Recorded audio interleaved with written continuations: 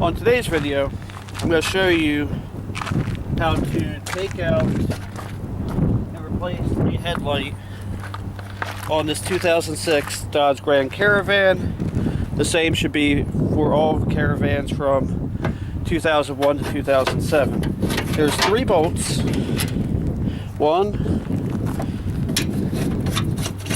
These two have slot head screws, and the third one has a 10mm head bolt in it.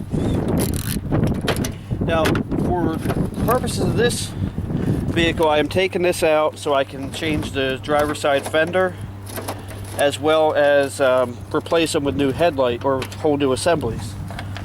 Now, if you were just to be replacing the headlight bulb, all you need to do is slide out the assembly.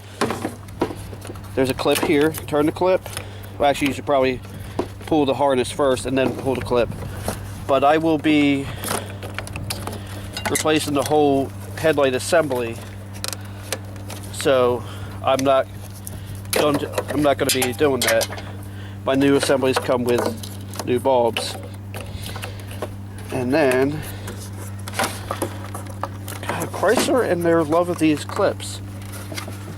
And then on the turn signal bulb, if you were just changing the bulb, all you would do is turn the thing, there's your bulb, and you're done. But I'm going to need to take that one out of there when I put my new headlight in. This is this one is already a replacement part. There's the CAPA certification. But I digress. So now the installation is the reverse of removal. So thank you for watching. Have a blessed day, and don't forget to like, comment, and subscribe.